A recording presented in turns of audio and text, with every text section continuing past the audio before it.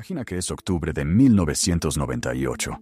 Eres Fátima, una mujer de 47 años, contadora, como tu padre antes que tú. Vives en un apartamento en Estambul, en el barrio de Şişli, con vistas a una avenida que nunca duerme. Tienes un Renault comprado hace 2 años a plazos, una póliza de vida que llevas pagando desde los 32, un pequeño piso en la costa Egea que compraste con tu marido convencidos de que el turismo no pararía de crecer. Tienes también un armario lleno de cosas bien elegidas, una cocina recién reformada, una enciclopedia electrónica que le compraste a tu hijo para que estudiara. Todo eso representa, en ese momento, el resultado de 20 años de decisiones sensatas. 20 años trabajando dentro de las reglas. En febrero de 2001, el presidente turco arroja al suelo un libro de protocolo constitucional durante una reunión de gabinete. El gesto dura 3 segundos. Sus consecuencias duran una generación. Los mercados interpretan ese momento como una señal de fractura institucional. El capital extranjero comienza a salir del país. La lira turca colapsa. En cuestión de semanas, pierde casi el 40% de su valor frente al dólar. Las tasas de interés interbancarias llegan a 5.000% en un solo día. 5.000. Los bancos cierran posiciones. Las empresas no pueden pagar a sus proveedores. Los trabajadores llegan a sus empleos y encuentran las persianas bajadas. Fátima está de pie en el centro de su apartamento, rodeada de todo lo que ha construido. Y en las semanas que siguen, algo empieza a ocurrir que nadie le había explicado nunca. Ni su padre, ni sus profesores, ni el asesor financiero del banco. Las cosas que la rodean, las cosas que compró siguiendo exactamente los consejos que le dieron, empiezan a perder su significado económico. No desaparecen.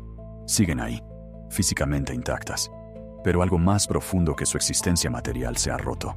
Su capacidad de convertirse en seguridad, en liquidez, en futuro. Esto no es una historia sobre Turquía. Turquía es simplemente el escenario donde esta historia ocurre en este momento particular. Pero el argumento se ha representado antes. En la Alemania de Weimar, en la Rusia de los 90, en la Indonesia de 1997, en el Líbano de 2019, en Venezuela, en Zimbabue, en Ecuador. El guión cambia de nombres propios y de fechas, pero la estructura interna es siempre la misma, y siempre destruye a las mismas personas, aquellas que creyeron que hacer las cosas bien era suficiente para estar protegidas. Para entender que compras se vuelven inútiles durante un colapso económico, primero es necesario entender qué es realmente un colapso, porque la mayoría de las personas tiene una imagen equivocada. Se imaginan escenas de película, tanques en las calles, supermercados saqueados, apagones permanentes. A veces ocurre eso. La mayoría de las veces no. La mayoría de las veces, un colapso es silencioso y administrativo. Las tiendas siguen abiertas, pero los precios cambian 2 veces por semana. Los bancos continúan existiendo, pero no te devuelven tu dinero. Tu casa sigue en pie, pero no aparece ningún comprador. Tu coche sigue funcionando, pero la gasolina cuesta más de lo que ganas en un día. Un colapso no significa que todo se detenga. Significa que la relación entre el dinero y la realidad se rompe. Los precios, que hasta ese momento eran señales fiables sobre qué comprar, cuándo, cuánto ahorrar, se convierten en ruido. Y cuando las señales de precio se convierten en ruido, las decisiones que tomaste, basándote en esas señales, quedan varadas. Siguen ahí, físicamente intactas, económicamente muertas. Ese es el mecanismo. No destrucción. Dislocación. Y las compras que se dislocan no son aleatorias. Siguen un patrón. Son casi siempre las mismas compras que la clase media fue más activamente animada a realizar. Las que se presentaron como responsables, como inversiones, como signos de madurez y progreso. Vamos a recorrerlas una a una, no como especulación, sino como autopsia. La primera compra que un colapso vuelve inútil de manera sistemática a lo largo de décadas y continentes es el inmueble adquirido en el momento equivocado del ciclo.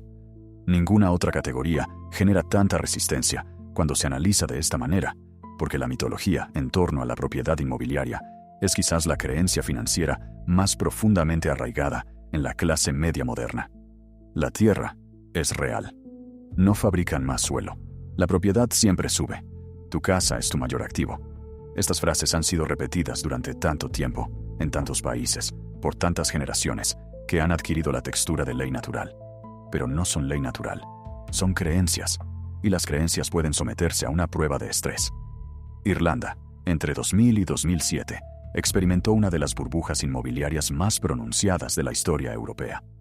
Un país pequeño con una economía que durante años había crecido de manera extraordinaria, vio cómo el precio de la vivienda se triplicaba en menos de una década. Los bancos irlandeses prestaban el 100% del valor de tasación, y a veces más. Las familias compraban segundas residencias como inversión. Los jóvenes se endeudaban a 30 años convencidos de que entrar más tarde al mercado sería aún más caro. Les dijeron que Irlanda era diferente, que el crecimiento estructural lo justificaba todo. En 2008, los precios empezaron a caer. No pararon hasta haber perdido más de un 50% de su valor en muchas zonas del país. Las entidades bancarias irlandesas tuvieron que ser rescatadas por el Estado, y el Estado tuvo que ser rescatado por el Fondo Monetario Internacional.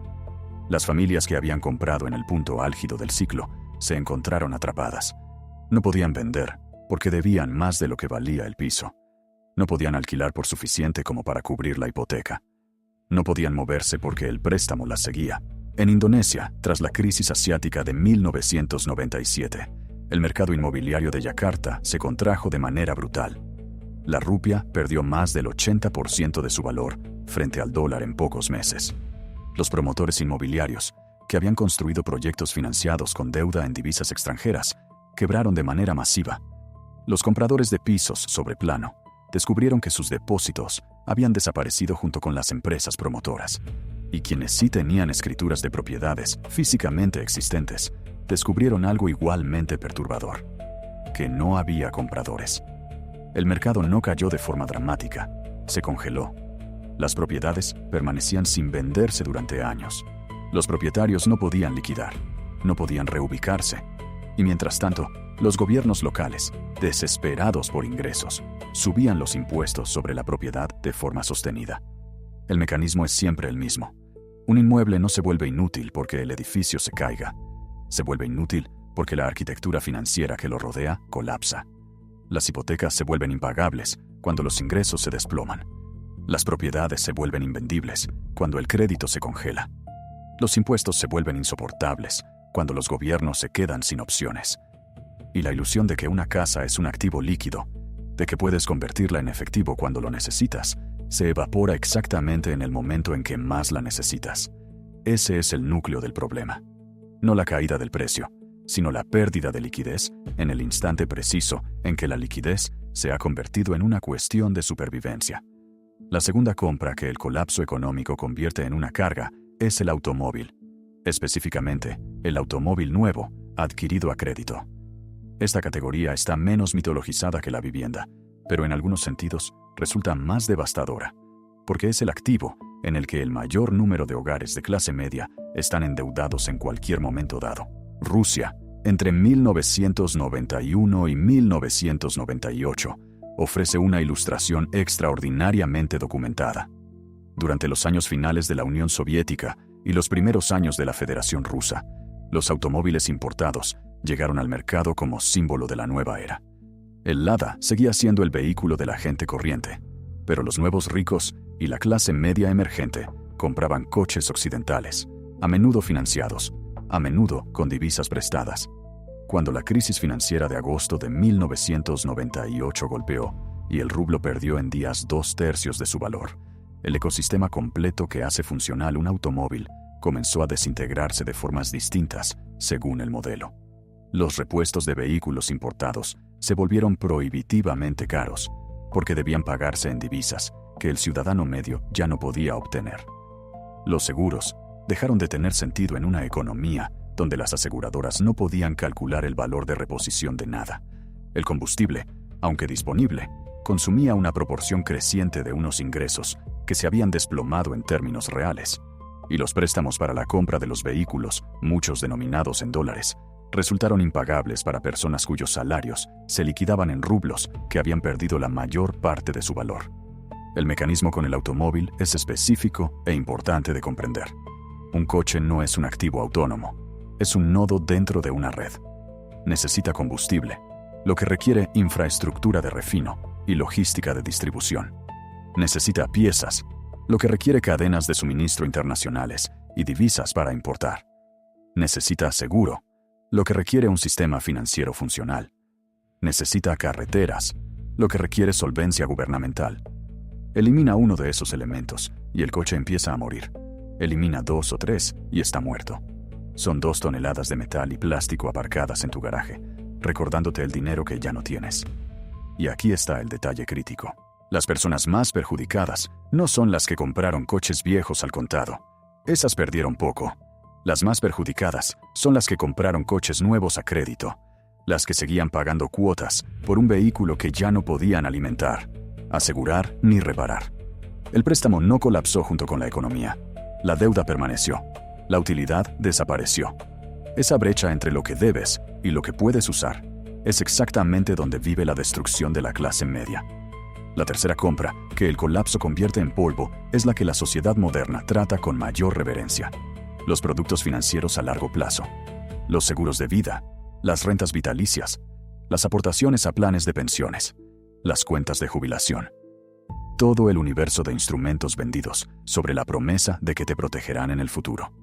Esta es quizás la autopsia más cruel, porque son las compras realizadas por las personas más responsables, las que planificaron con años de antelación, las que sacrificaron consumo presente por seguridad futura. Y en colapso tras colapso, son ellas las que más pierden, precisamente porque confiaron más profundamente en el sistema. La hiperinflación boliviana de los años 80 ofrece un caso de estudio perturbador. Bolivia fue durante la primera mitad de la década un laboratorio involuntario de lo que puede hacerle la inflación a los instrumentos financieros denominados en moneda local. La tasa de inflación llegó a superar los 25.000% en 1985. Los seguros de vida, los fondos de pensiones, los ahorros bancarios, todo denominado en pesos bolivianos, se evaporó en términos reales antes de que sus titulares pudieran reaccionar. Funcionarios del Estado que habían cotizado décadas a sus pensiones recibieron pagos que técnicamente eran correctos según las cláusulas del contrato, pero que no alcanzaban para comprar alimentos por una semana. El sistema cumplió su promesa nominal y traicionó su promesa real con una precisión matemática perfecta. En Rusia, en 1992, cuando el sistema soviético de seguridad social se deshizo junto con el Estado que lo administraba, decenas de millones de ciudadanos que habían contribuido durante toda su vida laboral a fondos de pensiones estatales descubrieron que las instituciones que gestionaban esos fondos sencillamente habían dejado de existir en su forma anterior. Algunos fondos se reconvirtieron, otros simplemente desaparecieron en la reorganización institucional, y los que sobrevivieron pagaron en rublos cuyo poder adquisitivo se había reducido a una fracción de lo prometido. Profesores universitarios, ingenieros, médicos, personas que habían dedicado su vida a instituciones del Estado, encontraron que la jubilación que se habían ganado no podía financiar siquiera los gastos básicos. El mecanismo es específico y conviene entenderlo con precisión. Los productos financieros a largo plazo son promesas. Son contratos que dicen, danos dinero hoy y te daremos dinero en el futuro. Pero el dinero que prometen darte en el futuro está denominado en una moneda que puede no mantener su valor, gestionado por instituciones que pueden no seguir siendo solventes, regulado por gobiernos que pueden cambiar las normas y dependiente de condiciones económicas que pueden no persistir. Cada una de esas suposiciones, moneda estable, instituciones solventes, regulación coherente, continuidad económica, es exactamente lo que un colapso económico destruye. Los productos están diseñados para el mundo que existe antes del colapso. No tienen ningún mecanismo para sobrevivir al colapso en sí mismo. La cuarta compra que el colapso vuelve inútil es la que la sociedad moderna trata como casi sagrada, el título universitario. Es importante ser preciso aquí. El conocimiento en sí mismo nunca es inútil. La capacidad de pensar, analizar, comprender sistemas, eso tiene valor en cualquier entorno. Pero un título universitario no es lo mismo que conocimiento. Un título es una credencial, es una señal enviada a un mercado laboral. Dice, completé este programa, tengo esta cualificación, por lo tanto soy elegible para esta categoría de empleo a este nivel de remuneración. Esa señal tiene valor únicamente si el mercado laboral al que se dirige todavía existe. La transición postcomunista en Europa del Este ofrece los ejemplos más claros. En Polonia, Hungría y la República Checa, millones de personas que en el sistema anterior habían acumulado credenciales altamente especializadas en sectores que la economía planificada necesitaba, descubrieron de repente que sus títulos apuntaban a empleos que ya no existían. Los economistas del plan quinquenal no tenían cabida en los mercados libres que se construían sobre sus ruinas. Los ingenieros formados para diseñar maquinaria específica de fábricas estatales, que cerraban en masa, se encontraron con un título que era la llave de una cerradura desmantelada. Los administradores formados en gestión burocrática descubrieron que las burocracias que debían gestionar habían sido disueltas o privatizadas. España, tras la crisis de 2008, ofrece un ejemplo más reciente y más cercano. España tenía en 2008 la generación más formada de su historia, más titulados universitarios que nunca, más personas con másteres y doctorados que cualquier generación anterior. El país había invertido en educación superior como política pública durante 3 décadas, y en los 5 años que siguieron a la crisis, el desempleo juvenil alcanzó el 55%. Una generación entera, la más cualificada de la historia española, encontró que sus títulos la cualificaban para empleos que ya no existían en una economía que se había contraído casi un 10%. Emigraron. Cientos de miles de jóvenes titulados abandonaron el país con los diplomas que sus familias habían financiado a costa de enormes sacrificios y los usaron en Alemania, en Reino Unido, en América Latina. España pagó el coste de su formación. Otros países recibieron el beneficio. Las familias se quedaron con las deudas y con la ausencia. El mecanismo es el siguiente. Un título universitario es una inversión en una estructura económica específica. Asume que las industrias que existen cuando te matriculas seguirán existiendo cuando te gradúes. Asume que la prima salarial que un título proporciona hoy persistirá mañana. Asume que la deuda que contraes para financiarlo podrá pagarse con los ingresos que el título genera. En una economía estable, esas suposiciones se sostienen con suficiente frecuencia. En una economía en colapso, todas ellas fallan simultáneamente. Las industrias se reestructuran o desaparecen. Las primas salariales se comprimen o se evaporan. La deuda permanece nominal e inflexible, mientras los ingresos para pagarla se disuelven. Y te quedas con un papel que te costó 4 o 6 años y decenas de miles de euros o pesos, y que te cualifica para un trabajo que ya no existe en un país que ya no puede permitirse emplearte. La quinta compra, y en ciertos aspectos la más reveladora, es la categoría amplia de bienes de consumo adquiridos a crédito. Los sistemas de entretenimiento, los muebles de diseño, la electrónica, las reformas del hogar, el peso material acumulado de una vida construida sobre el supuesto de que los ingresos continuarían, de que el crédito seguiría disponible y de que la moneda en la que esas compras estaban denominadas mantendría su valor. Esta categoría es reveladora porque expone el supuesto más profundo de las economías de consumo, la suposición de que el consumo en sí mismo es una forma de estabilidad, que comprar cosas es una señal de que todo va bien, que si puedes permitirte un televisor nuevo, el sistema debe estar funcionando. En Perú, durante la hiperinflación de los años 80, bajo la presidencia de Alan García, la inflación alcanzó el 2 millones% acumulado en 5 años. El INTI, la moneda nacional, perdió su significado más rápido de lo que las imprentas podían reponer el papel. Los peruanos que tenían acceso a bienes físicos, cualquier clase de bienes, intentaron conservar valor en cualquier forma tangible, porque la moneda se evaporaba en horas. Compraban electrodomésticos, herramientas, telas, cualquier cosa que no fuera papel impreso. Pero lo que nadie contabilizó en ese momento fue lo que ocurriría con esos bienes a medida que la crisis se prolongara. Los electrodomésticos se averiaron y no había piezas para repararlos, porque las importaciones se habían colapsado junto con las reservas de divisas. Las herramientas se desgastaron y no había materiales para reponer el consumo. Los bienes se consumieron y cuando se agotaron, se agotaron. No había valor residual, no había mercado de reventa, no había forma de convertir un televisor usado en alimentos o medicamentos. Las personas que habían gastado sus últimos ahorros estables en bienes de consumo se encontraron después con casas llenas de objetos que se depreciaban y sin recursos líquidos. Este es el mecanismo que la gente más resistencia tiene en comprender, porque contradice el instinto de consumo más básico. En una economía estable, comprar cosas parece construir una vida. En una economía en colapso, los bienes son peso, son anclas.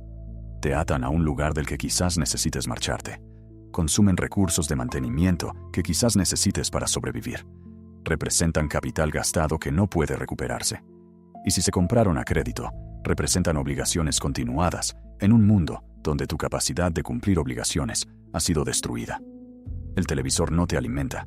El sofá de diseño no te protege. La cocina reformada no genera ingresos. Esos objetos tienen valor únicamente dentro del contexto de una economía de consumo funcional. Retira ese contexto y se convierten, en el mejor caso, en irrelevantes.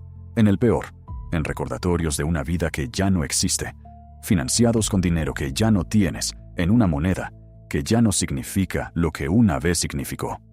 Ahora da un paso atrás desde las categorías individuales y observa el patrón. Vivienda, automóviles, productos financieros, credenciales educativas, bienes de consumo. ¿Qué tienen en común estas 5 categorías? Son los 5 pilares de la identidad de clase media en prácticamente cualquier economía de consumo moderna. Son lo que se te dice que compres. Son lo que se te dice que representa éxito, estabilidad, progreso y responsabilidad. Son la lista de comprobación. Compra una casa, compra un coche, asegúrate, fórmate, amuebla tu vida. Y en cada colapso económico, en cada continente, en cada década, son las 5 categorías que fallan primero y de manera más completa. Esto no es una coincidencia, es estructural. La clase media es, por definición, la clase más integrada en la economía formal. Los ricos tienen activos diversificados, frecuentemente situados a nivel internacional, frecuentemente en divisas fuertes o en activos reales que trascienden las fronteras nacionales. Los pobres tienen poco que perder y ya operan en economías informales, redes de trueque, transacciones en efectivo, sistemas de subsistencia que no dependen de la estabilidad institucional.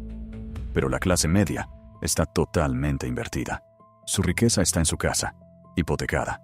Su movilidad está en su coche, financiado. Su seguridad está en su pensión, gestionada institucionalmente. Su futuro está en su título, vinculado a un mercado laboral específico. Su identidad está en su consumo, alimentado por el crédito. Cada hilo que mantiene unida la vida de clase media atraviesa el sistema financiero formal. Y cuando ese sistema se rompe, todos los hilos se cortan simultáneamente. Por eso los colapsos económicos no destruyen a los ricos. Los ricos nunca dependieron completamente del sistema. Sus activos están estructurados para sobrevivir al fallo sistémico. Los colapsos no destruyen a los pobres, al menos no en términos relativos. Los pobres nunca fueron plenamente incluidos en el sistema. Pierden poco porque tenían poco. Los colapsos destruyen a la clase media, de manera específica, mecánica, casi quirúrgica. Y la parte más cruel es esta. Las compras que los destruyen son las compras que más se les animó a realizar. La casa que les dijeron que era una inversión. El coche que les dijeron que necesitaban. La pensión que les dijeron que era segura. El título que les dijeron que era imprescindible. El estilo de vida que les dijeron que se habían ganado. Cada una de esas compras era en realidad una apuesta. Una apuesta a que la moneda se mantendría. Una apuesta a que las instituciones seguirían siendo solventes. Una apuesta a que el mercado laboral persistiría.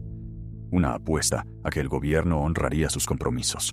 Una apuesta a que el sistema en su totalidad seguiría funcionando el tiempo suficiente para que la compra entregara su valor prometido. En tiempos estables, esas apuestas se pagan durante décadas. A veces, el tiempo suficiente para que las apuestas dejen de parecerlo. El tiempo suficiente para que parezcan certezas. El tiempo suficiente para que toda una clase de personas olvide que está expuesta. Luego, el sistema se rompe y las apuestas se cobran. Seamos precisos sobre la frecuencia histórica, porque esto importa. Desde 1900 ha habido docenas de crisis de deuda soberana, decenas de crisis cambiarias y una lista interminable de colapsos bancarios que han afectado a países en todos los continentes. La investigadora Carmen Reinhardt y el economista Kenneth Rogoff, en su estudio de 8 siglos de crisis financieras, documentaron que el ciudadano medio, en el país medio, tiene aproximadamente una probabilidad de 1 en 3 de vivir al menos una crisis financiera mayor durante su vida adulta, 1 de cada 3. Y sin embargo, la planificación financiera, el comportamiento del consumidor, la política gubernamental y los mensajes culturales operan todos como si el colapso fuera una imposibilidad teórica, como si les ocurriera únicamente a otros países, países mal gestionados, países que cometieron errores que nosotros jamás cometeríamos. Alemania de Weimar era la nación culturalmente más avanzada de Europa. Argentina era uno de los 10 países más ricos del mundo en 1913. El Líbano era conocido como la Suiza del Oriente Medio. Venezuela tenía las mayores reservas probadas de petróleo del planeta. Ninguno de esos hechos importó cuando la matemática se rompió. Y cuando la matemática se rompió, las compras que la gente había realizado confiando en esa matemática se rompieron con ella. Debo ser claro sobre lo que este análisis no está diciendo. No está diciendo que no compres una casa. No está diciendo que no te formes. No está diciendo que no ahorres para la jubilación. En una economía que funciona, estas son frecuentemente decisiones razonables. A veces son las mejores decisiones disponibles. Lo que este análisis está diciendo es algo diferente. Está diciendo: entiende qué es lo que estás comprando realmente. Entiende los supuestos incrustados en cada compra. Entiende que todo compromiso financiero a largo plazo es una apuesta sobre la estabilidad sistémica. Y entiende que la estabilidad sistémica no está garantizada. Nunca lo ha estado. El registro histórico es inequívoco en este punto. Cuando compras una casa con una hipoteca a 30 años, estás apostando a que la moneda se mantendrá, a que el mercado laboral sostendrá tus ingresos, a que el mercado inmobiliario seguirá siendo líquido y a que el gobierno no cambiará la estructura fiscal de manera que haga insostenible la propiedad. Esas son 4 apuestas separadas. Si cualquiera de ellas falla, estás expuesto. Cuando compras un coche nuevo, a plazos en 5 años, estás apostando a que el combustible seguirá disponible, a que los repuestos podrán importarse, a que tus ingresos seguirán siendo suficientes y a que la moneda en la que está denominado el préstamo mantendrá su poder adquisitivo. 4 apuestas más. Cuando pagas a un plan de pensiones o contratas un seguro de vida, estás apostando a que la institución que gestiona tu dinero seguirá siendo solvente, a que el gobierno no reestructurará ni confiscará el fondo, a que la inflación no superará tus rendimientos y a que el marco regulatorio no cambiará de forma retroactiva. 4 apuestas más. Cuando te endeudas para un título universitario, estás apostando a que el mercado laboral valorará tu credencial, a que el sector para el que te formas seguirá existiendo y a que la deuda podrá pagarse con los ingresos que el título genere. Más apuestas. Ninguna de ellas es una mala apuesta de manera aislada, pero apiladas unas sobre otras, tomadas simultáneamente, crean una exposición enorme y concentrada a un único factor de riesgo: la estabilidad sistémica. Y ese es un riesgo que la mayoría de las personas nunca evalúa conscientemente, porque el propio sistema les dice que no existe. Ese es el mecanismo oculto.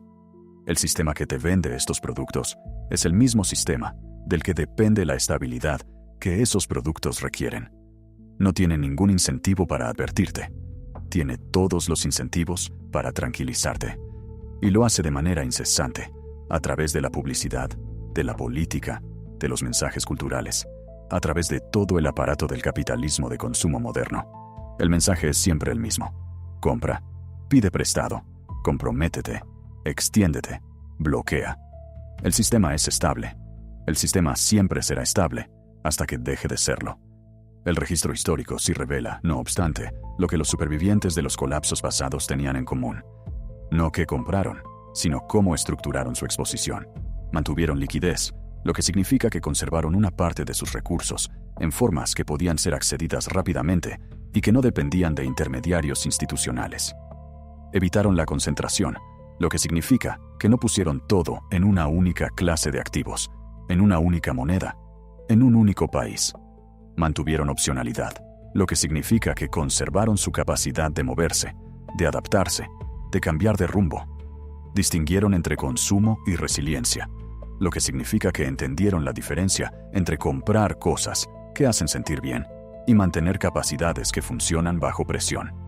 Y quizás lo más importante, entendieron que las reglas pueden cambiar, que el contrato que firmaste puede ser reescrito por un gobierno desesperado, que la moneda en la que están denominados tus ahorros puede ser devaluada por un banco central sin alternativas, que la institución que gestiona tu jubilación puede ser nacionalizada por un parlamento que necesita el dinero.